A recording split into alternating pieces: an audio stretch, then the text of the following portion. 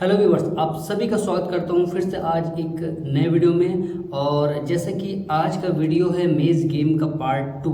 और इस पार्ट 2 में मैं आपको बताऊंगा कि किस तरह से मैंने इस मेज गेम को बनाया है, इसके लिए क्या एल्गोरिदम इस्तेमाल किया है, क्या कोड का इस्तेमाल किया है। पूरी चीज़ों को मैं डिटेलिंग में जाऊंगा और आपको एक्सप्लेन करके बताऊंगा कि कोड किस तरह से वर्क करेगा इस मेज गेम को बनाने के लिए। फ़िलहाल तो जो नए व्यूअर्स हैं उनको मैं बता दूं कि पार्ट 1 मेरे चैनल में अवेलेबल है। और पार्ट 1 में मैंने इस गेम का फाइल भी अवेलेबल कराया है, जो कि पार्ट 1 के डिस्क्रिप्शन में दिया हुआ है, जिसमें आप फ्रीली डाउनलोड करके उस गेम को खेल सकते हैं। इसके साथ ही मैंने इसका कोड भी अवेलेबल कराया है, कमेंट सेक्शन में दिया हुआ है पार्ट 1 के, तो वहाँ से आप इस कोड के थ्रू भी कुछ भी एक्सपेरिमेंट भी कर सकते हैं।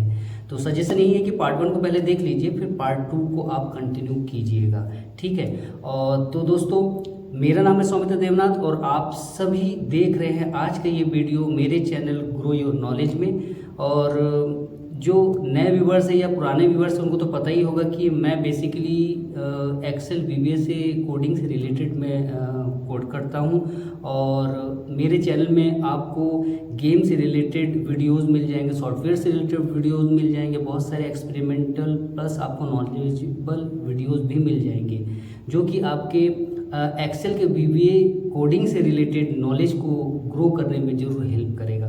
तो दोस्तों, बिल्कुल भी देरी ना करते हुए एक बार विजिट करके देख लीजिए। आपको अगर पसंद आए तो आप अपने दोस्तों को भी इसे शेयर कर दीजिएगा।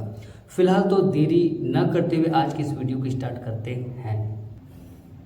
मेज यानी कि इसे अगर मैं एक्सप्लेन करूं सरल शब्दों में तो रास्तों का बना हुआ ऐसा जंजाल या भूल भुलैया जिसमें से होते हुए हमें अपने डेस्टिनेशन तक पहुंचना होता है या फिर अपने टारगेट्स को अचीव करना होता है ना। तो इस मेज को बनाने के लिए वैसे बहुत सारे एल्गोरिदम तो हमारे पास अवेलेबल है, जैसे कि prism algorithm, Wilson algorithm, DFS algorithm, BFS algorithm, binary tree और ना जाने कई सारे एल्गोरिदम हमारे पास अवेलेबल है। लेकिन सवाल ये है कि which one is the best algorithm for the मेज जनरेट। मेज जनरेट से मतलब मैं एक परफेक्ट मेज की बात कर रहा हूँ दोस्तों, कि परफेक्ट मेज यानी कि एक ऐसा मेज जिसमें से स्टार्टिंग पॉइंट से लेकर एंडिंग पॉइंट तक जाने के लिए सिर्फ एक ही रास्ता हो, यानी कि वन वे ही रास्ता हो।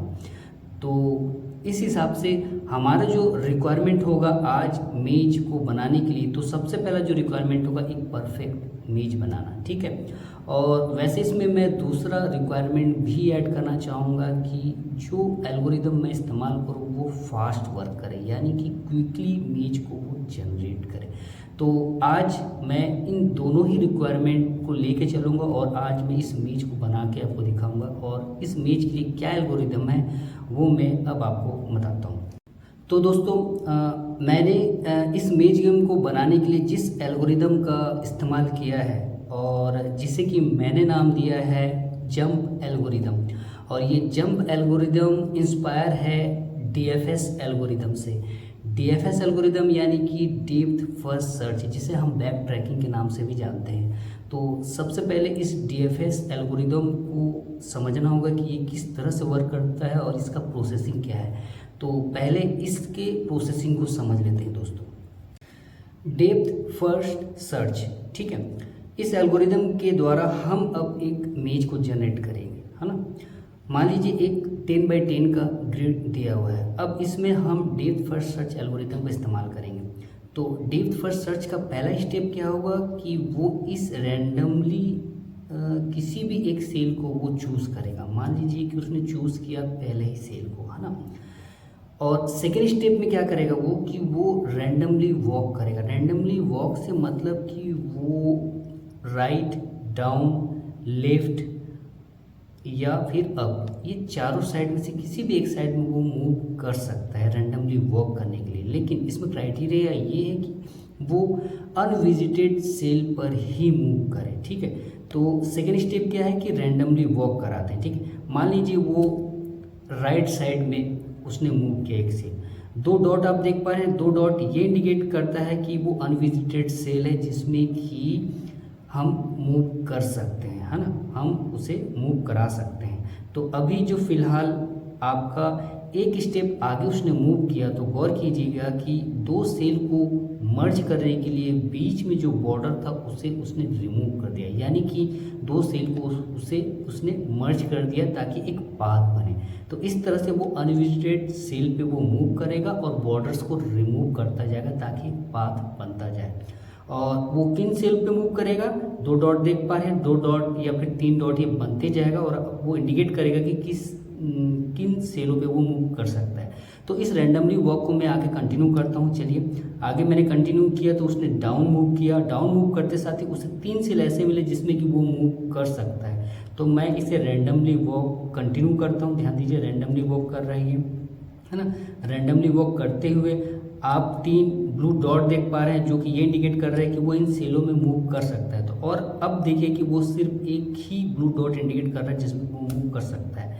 ये जो सिचुएशन अब आया है, ये सिचुएशन ये है कि वो अब उसके जो नेबर सेल है वो सभी नेबर सेल जिसमें कि वो विजिट कर चुका है, अब वो अनविजिटेड सेल को फाइंड आउट नहीं कर पा रहा है। यानी कि ये सिचुएशन अब डेड एंड की सिचुएशन हो गई है जिसमें कि वो स्टक हो चुका है, फंस चुका है। अब इस स्टक होने के बाद अब क्या होता है, यहाँ से अब बैक ट्रैकिंग चालू होती है। बैक ट्रैकिंग यानी जिस रास्तों से वो आया था वो उस रास्तों से वापस वो जाके वो आपका अनविजिटेड सेल को फाइंड आउट करेगा, जो कि आप ब्लू डॉट में देख पा रहे हैं कि वापस उस रास्ते में वो आने के बाद उसे जो अनविजिटेड सेल मिला है वो सामने आप देख पा रहे हैं, तो वो उस पे जाएगा, है ना।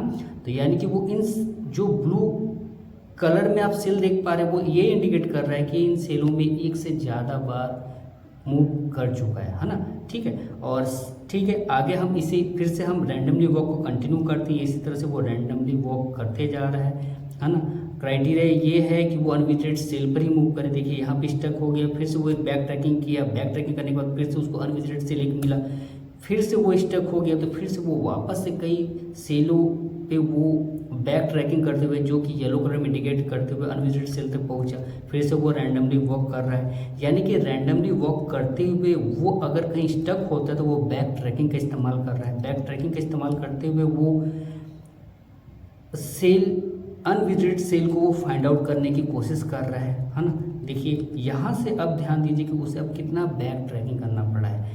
यानी कि दोस्तों डेप्थ फर्स्ट सर्च का मैं एक ड्रॉबैक बोलूँगा कि ये ड्रॉबैक तो नहीं बोलूँगा, कम से कम इससे क्या हो रहा है कि वो इसकी कोडिंग थोड़ी फास्ट न हो के स्लो हो जाती है। इसका जो प्रोसेसिंग है वो काफ़ी स्लो हो जाता है क्योंकि इसे कई सेलों पे एक से कई बार मूव करना होता है अनविजिटेड सेल को फाइंड आउट करने के लिए। देखिए कितने सेलों पे वो मूव करेगा तब जाके वो एक अनविजिटेड सेल तक पहुंच पा रहा है। यहाँ पे देखिए आगे मूव किया, अब उसे अनविजिटेड सेल तक पहुंचने के लिए कितने सेल पे वो मूव करेगा।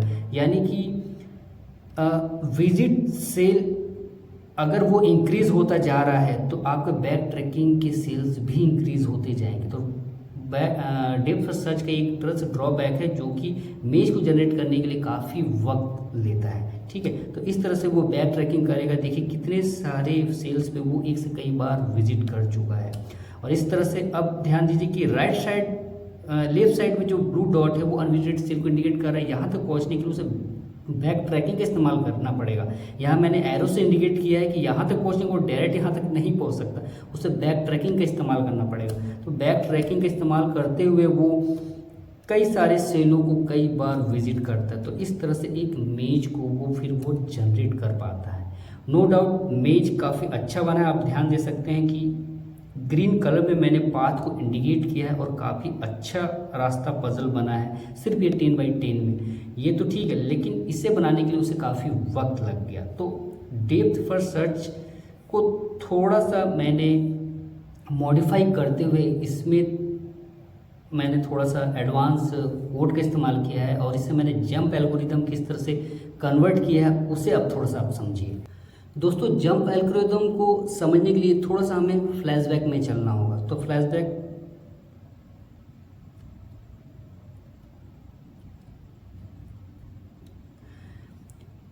अब हम फ्लैशबैक में आ गए हैं, थोड़ा स्टेप हमने पीछे ले लिया है। यहाँ तक आपको समझ में आया होगा कि जब वो स्टक हो जाता है, ठीक है, यहाँ तक का एल्गोरिदम जंप एल्गोरिदम में सेम है। सबसे पहले क्या करता है, वो किसी भी रैंडमली सेल को चूज़ करेगा, ठीक है। सेकेंड स्टेप में वो अनविजिटेड सेल को फाइंड आउट करने के लिए रैंडमली वॉक का इस्तेमाल करेगा। रैंडमली वॉक करते हुए वो जब स्टक हो जाता है तो डेप्थ फर्स्ट सर्च में क्या होता है दोस्तों कि वो क्या करता है, बैक ट्रैकिंग चालू करता है। लेकिन जंप एल्गोरिदम में क्या होगा, यहाँ पे वो अपने नेबर सेल यानी कि टॉप बॉटम लेफ्ट राइट को वो चेकआउट करेगा कि वो अनविजिटेड है कि नहीं। ध्यान दीजिए वो किस तरह से चेकआउट कर रहा है। एक साथ वो up down left right cell को पहले वो चेकआउट किया जिसमें कि उसे अनविजिटेड सेल नहीं मिला। सेकेंड स्टेप में फिर वो एक सेल आगे इंक्रीज किया, टॉप का टॉप में वो इंक्रीज किया, लेफ्ट का लेफ्ट में इंक्रीज किया, राइट का राइट में और डाउन का डाउन का। तो यहाँ पे आप ध्यान देंगे कि दो डॉट आपके स्काई ब्लू है और दो डॉट डार्क ब्लू है, यानी कि जो स्काई ब्लू है वो अनविजिटेड सेल को इंडिकेट कर रहा है जैसे कि वो इंडिकेट कर रहा था, और जो दो डॉट डार्क ब्लू है ये अभी विजिटेड सेल को इंडिकेट कर रहा है। तो यानी कि मैं यहाँ पे जंप एल्गोरिदम का इस्तेमाल करूँ। जंप एल्गोरिदम का इस्तेमाल करने के लिए मैं क्या फाइंड आउट कर रहा हूँ कि अनविजिटेड सेल को फाइंड आउट करने के लिए मैं अप डाउन लेफ्ट राइट में मैं चारों तरफ से चारों सेलों को मैं फाइंड आउट कर रहा हूँ कि उसमें से कौन से अनविजिटेड सेल है। जैसे कि राइट साइड का सेल आपका अनविजिटेड दिख रहा है और डाउन का सेल अनविजिटेड दिख रहा है। तो यानी कि अभी हमारे पास दो ऑप्शन अवेलेबल है, तो इन दोनों ऑप्शन में से किसी भी एक पे वो जंप करेगा। ध्यान दीजिएगा उसने जंप किया डाउन, जैसे ही उसने डाउन जंप किया वो क्या किया कि सेल को मर्ज करने के लिए जो बॉर्डर है उसको रिमूव करे, यानी कि वो जिस सेल पे वो जिस साइड से जंप करेगा उस साइड के बॉर्डर को वो रिमूव करता जाएगा। अब फिर से आप देखिए कि वो यहाँ से रैंडमली वॉक कर रहा है। हम अभी स्टक होने का वेट करते हैं। अब देखिए यहाँ पे स्टक हो गया, फिर से वो क्या करेगा, फिर से वो चारों सेल यानी कि अप डाउन लेफ्ट राइट, यानी कि ये एक तरह से ये राजा है और अपने चारों सिपाहियों को चारों दिशाओं में भेज रहा है ये ट्रैक करने के लिए कि कौन से अनविजिटेड सेल है, यानी कि ये चारों सिपाही अपने अपने दिशा की ओर आगे की ओर मूव करेंगे। पहले उन्होंने मूव किया तो अभी उन्हें अनविजिटेड सेल नहीं मिला, फिर से वो एक स्टेप आगे बढ़े तो इनमें से सिर्फ एक सिपाही को अनविजिटेड सेल मिला जो कि लेफ्ट सेल का है, लेफ्ट सेल में। बाकी राइट और टॉप के जो सिपाही हैं इसे विजिट वाले सेल पे ही अभी है, और डाउन वाला रेड है क्योंकि ये ग्रिड से बाहर हो चुका है। तो यानी कि राजा के पास अब सिर्फ एक ऑप्शन है जो कि आपका लेफ्ट साइड है, वो उस पर डायरेक्ट जंप करेगा और बॉर्डर को वो रिमूव करेगा। इसी तरह से वो आगे जैसे ही स्टक होगा अपने चारों सिपाहियों को राजा भेजेगा चारों दिशाओं में, और वो आगे की ओर मूव करते हुए अनविजिटेड सेल को ट्रैक करेंगे। जैसे कि अब तीन साइड से उसे टॉप बॉटम और लेफ्ट साइड में अनविजिटेड सेल मिला। अब इसमें तीनों में से वो किसी पे भी जंप कर सकता है, जिस साइड पे वो जंप करेगा उधर के बॉर्डर को रिमूव करेगा। यानी कि इस तरह से मैं जंप एल्गोरिथम का इस्तेमाल कर रहा हूँ कि मैं अनविजिटेड सेल को फाइंड आउट करने के लिए मैं चारों साइड से मैं ट्रैकिंग कर रहा हूँ, एक साथ ट्रैकिंग कर रहा हूँ कि कौन सा अनविजिटेड सेल है। जैसे ही ये स्टक हुआ फिर से वो अपने चारों सिपाहियों को राजा ने भेजा चारों दिशाओं में। सेकेंड स्टेप में भी उसे नहीं मिला, थर्ड स्टेप में उसे दो ऑप्शन मिले राइट और लेफ्ट, दोनों साइड में से किसी भी एक तरफ वो मूव करेगा और बॉर्डर को वो रिमूव करेगा। तो इस तरह से वो जंप का इस्तेमाल करेगा और इसी तरह से वो आगे बढ़ता जाएगा। और अब देखिए कि उसे दो साइड से दो ऑप्शन मिले हैं टॉप और राइट, तो किसी भी एक साइड वो जंप किया और वो अनविजिटेड सेल की ओर आगे की ओर बढ़ता गया। और अब ऐसे सिचुएशन में वो फंस गया, ध्यान दीजिए कि अब उसे ना राइट पे कोई रास्ता मिल रहा है, ना लेफ्ट में कोई रास्ता मिल रहा है, ना टॉप में कोई रास्ता मिल रहा है, ना डाउन पे। तो अब इस सिचुएशन में राजा अब वो आगे एक सेल की ओर मूव करेगा। ध्यान दीजिए राजा अब आगे की ओर सेल की ओर मूव किया और यहाँ से फिर वो सिपाही आगे की ओर बढ़ते हुए रास्ते को ट्रैक किया और उसे एक रास्ता मिल गया, अनविजिटेड सेल मिल गया। तो इस तरह से बैक ट्रैकिंग का इस्तेमाल ना करते हुए मैं जंप का इस्तेमाल कर रहा हूँ। तो जंप का इस्तेमाल करते हुए अब जो पाथ वो बना, अब देखिए कितना अच्छा पाथ बना है।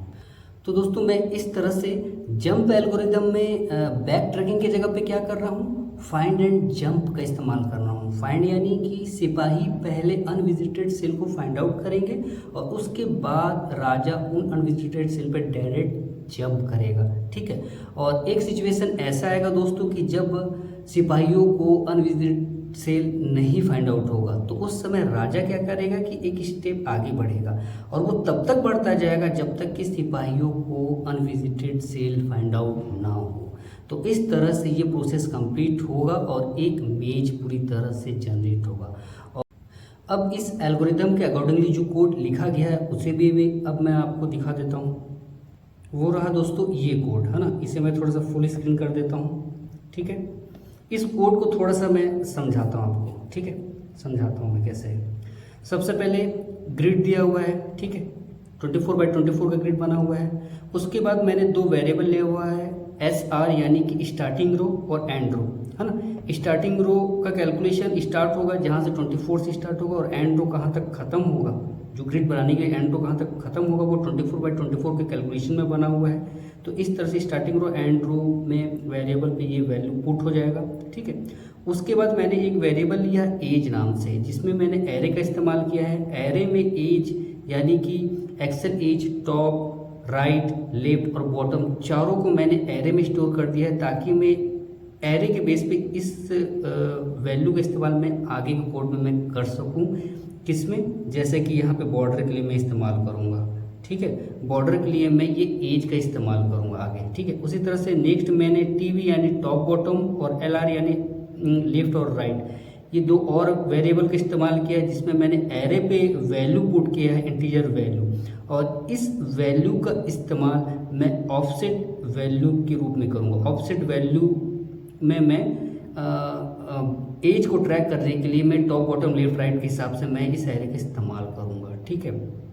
फिर मैं क्या कर रहा हूँ, जो ग्रिड है उसे मैं क्लियर कर रहा हूँ और ग्रिड रेडी करने के लिए मैं सबसे पहले कॉलम के विड्थ को सेट कर रहा हूँ और उस कॉलम पे जो भी डेटा है उसे मैं क्लियर करके मैं ये ग्रिड रेडी कर रहा हूँ। ग्रिड रेडी करने के लिए मैं आगे इन कोड का इस्तेमाल कर रहा हूँ।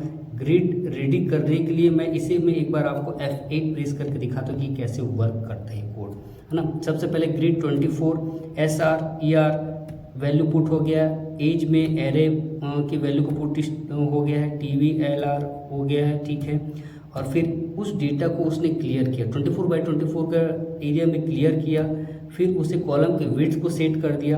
अब आ रहा है आपका ग्रिड जनरेट करेगा। ग्रिड कैसे जनरेट करेगा, सबसे पहले वो बॉर्डर जनरेट करेगा। कैसे बॉर्डर जनरेट करेगा, एज के थ्रू मैंने जो एरे में पुट किया है टॉप, राइट, लेफ्ट और बॉटम का, इसके थ्रू वो आपका बॉर्डर जनरेट करेगा। ध्यान दीजिए, यहाँ पे सबसे पहले टॉप का बॉर्डर यहाँ पे जनरेट किया, फिर आपका राइट का बॉर्डर जनरेट किया और उसके विड्थ को वो 3 कर रहा है। यहाँ ध्यान दीजिए कैसे कर रहा है, वो एज में बॉर्डर को वो कलर कर रहा है और उस बॉर्डर के विड्थ को वो 3 कर रहा है। तो अभी वो राइट साइड में है, ठीक है, राइट साइड में। फिर F8 में करता हूँ तो वो लेफ्ट साइड का बॉर्डर को थिक किया, अप डाउन के बॉर्डर को थिक किया और उसके बाद ये क्या कर रहा है, उस पर वो वैल्यू पुट कर रहा है 1, यानी कि हर सेल पे मैं 1 वैल्यू पुट करूँ, उस सेल की वैल्यू को मैं 1 दूंगा। 1 से ये होगा कि मैं उस सेल को मैं अनविजिटेड सेल से इंडिकेट करूंगा अगर उस सेल पे 1 वैल्यू है, अदरवाइज नहीं तो वो विजिटेड सेल कहलाएगा। अब दोस्तों इस 1 वैल्यू के कलर को मैं डार्क कर दूंगा ताकि 1 जो वैल्यू है वो ना दिखे। और उसके बाद मैं इस सेल को कॉपी करूंगा और पेस्ट कर दूंगा। ध्यान दीजिए कि एक बार में कॉपी हुआ इस सेल और ये पूरी तरह से नीचे तक ये पेस्ट हुआ। ये कैसे हुआ, यहाँ पे ध्यान दीजिएगा, यहाँ पे मैंने पूरा कॉपी किया है सेल को और देन उसके बाद ये रेंज मैंने दिया है स्टार्टिंग टू एंड तक, वहाँ तक वो पेस्ट कर दिया है। और मैं इसे बोल रहा हूँ कि यहाँ पे वो सेलेक्ट हो जाए, इस एरिया पे वो सेलेक्ट हो जाए, यानी कि वो सबसे पहले वाले सेल पे वो सेलेक्ट हो जाए। और सेलेक्ट होने के बाद अब यहाँ पे क्या करेगा, अब हम सेलेक्ट हो जाए, यानी कि मैं जो सेल रैंडमली सेल जो चूज़ कर रहा हूँ, रैंडमली ना करके मैं पहले सेल को ही मैं चूज़ कर रहा हूँ। अब मैं यहीं से रैंडमली वॉक चालू करूँगा। नेक्स्ट आपका कोड, अब ध्यान दीजिएगा, रैंडमली वॉक।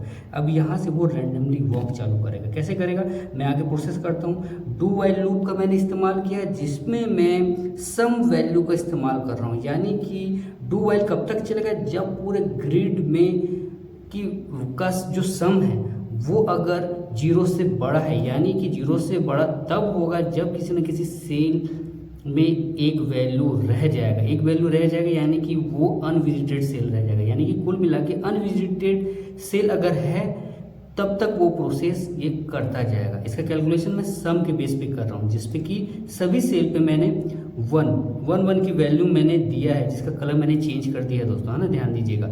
अब इस बेस पे वो लूप चलेगा। अब दोस्तों आई वेरिएबल पे रैंड बिटवीन फॉर्मूला के थ्रू 0 या 1 की कोई एक वैल्यू यहाँ पे स्टोर होगा। तो जैसे ही मैं F8 करता हूँ तो आई पे अभी 0 या 1 में से 1 की वैल्यू वो स्टोर किया, जिसके बेस पे इफ कंडीशन पे वो जंप करेगा। इफ कंडीशन पे वो ट्रू या फॉल्स कंडीशन पे कैसे जंप करेगा, अगर आई की वैल्यू 1 हुआ तो वो ट्रू कंडीशन में आएगा, अदरवाइज वो फॉल्स यानी कि एल्स कंडीशन में जाएगा।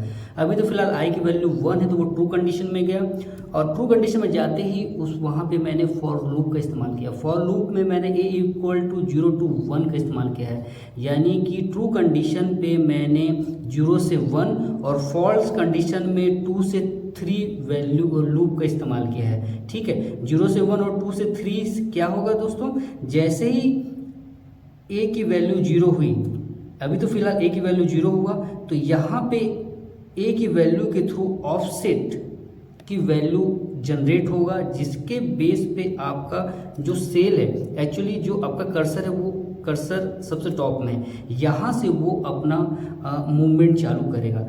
जैसे ही मैं F8 करता हूँ, यहाँ ध्यान दीजिएगा कि उस सेल की वैल्यू, करंट वैल्यू, मैं यहाँ पे चेकआउट कर रहा हूँ कि जिस सेल पे वो कर्सर है वो सेल विजिटेड है या अनविजिटेड है। कैसे चेकआउट कर रहा हूँ कि उस वैल्यू अगर उस पर 1 है तो वो अनविजिटेड सेल है, तो यहाँ पे उसे वो सेल अनविजिटेड मिला क्योंकि 1 की वैल्यू अभी वहाँ पे है।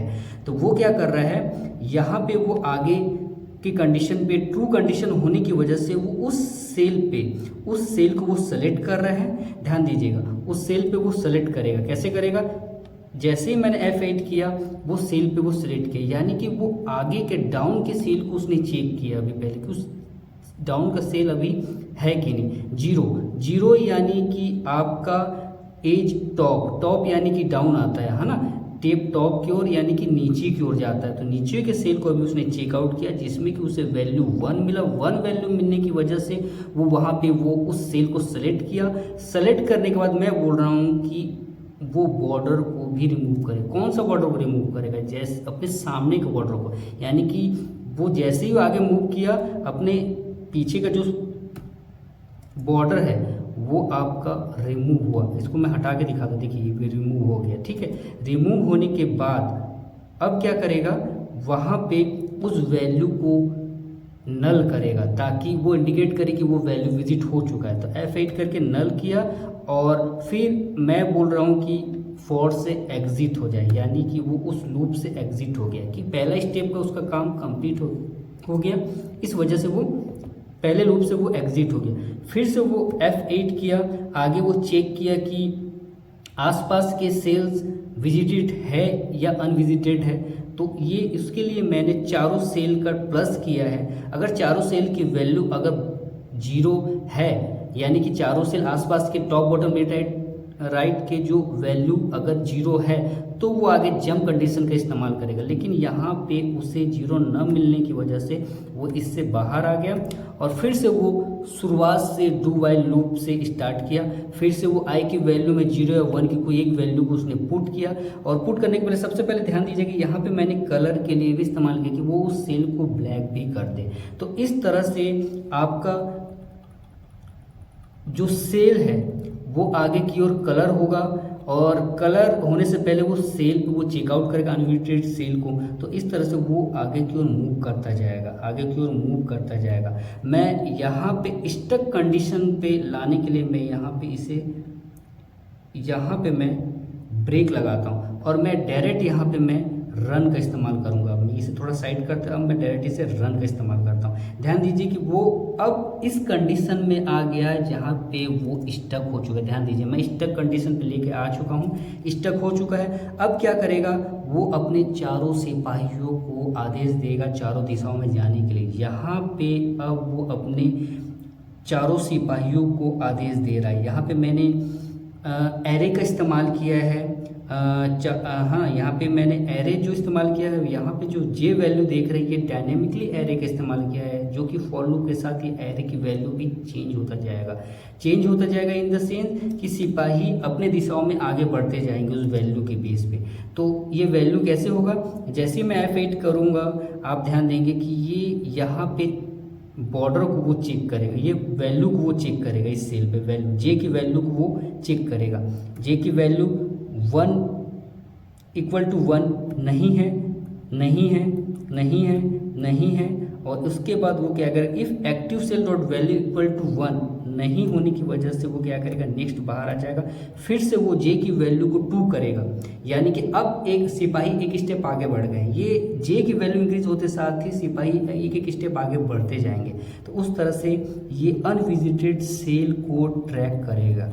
अनविजिटेड सेल को जैसे ट्रैक किया वो देखिए उसने जंप कर गया, राजा अपना जंप कर गया, है ना। तो यहाँ से डायरेक्ट राजा यहाँ पे जंप कर गया।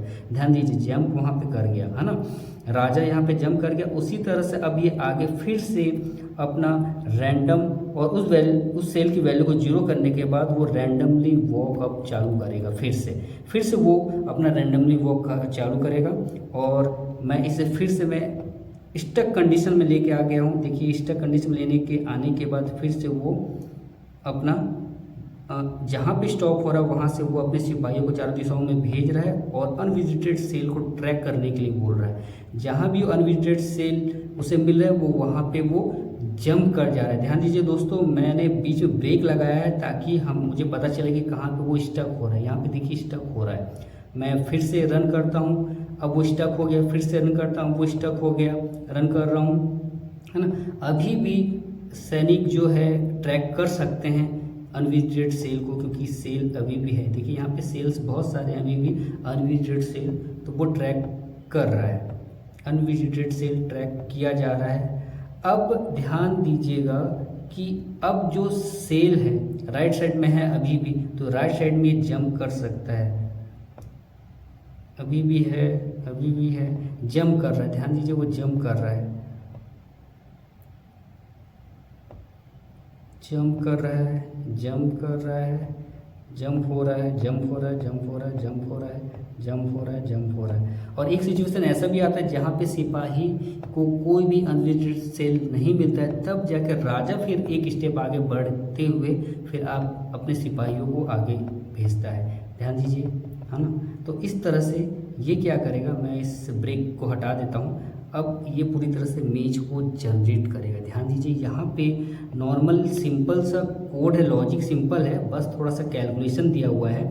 यहाँ पे पहले मैंने रैंडमली वॉक करवाया है। रैंडमली वॉक करने के बाद जो स्टक होगा अगर, तो वो क्या करेगा, अपने चारों सिपाहियों को भेजेगा, चारों सिपाहियों को भेजेगा और वो चेक करेंगे कि कौन कौन से सेल है। और ये चारों सिपाही एक स्टेप कैसे बढ़ते जाएंगे, ये जे की वैल्यू के साथ एरे की वैल्यू भी इंक्रीज होते जाएगी, जिसके बदौलत आपका जो सिपाही एक एक स्टेप आगे बढ़ते जाएंगे।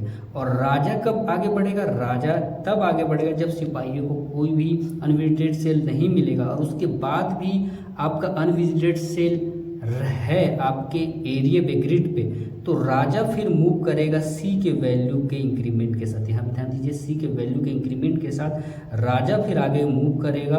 और राजा मूव करने के बाद फिर से ये गो टू अप में जाएगा, गो टू अप के साथ ये यहाँ पे आएगा, फिर से ये अपने सिपाहियों को भेजेगा, है ना। तो इस तरह से ये लूप चलता जाएगा, ठीक है। लूप चलने के बाद लास्ट में क्या होगा, आपका पूरा कलर करेगा। फिर मैंने ई वैल्यू दिया है नीचे, ध्यान दीजिए मैंने टॉप में ई वैल्यू दिया और नीचे मैंने एस वैल्यू को इंडिकेट किया है, ठीक है। बस इतना ही है, ज़्यादा कोड में उतना कॉम्प्लिकेटेड नहीं है। बस कोड जो लिखने का तरीका है वो थोड़ा सा कॉम्प्लिकेटेड है, लेकिन जो एल्गोरिदम है वो सिंपल है, ठीक है।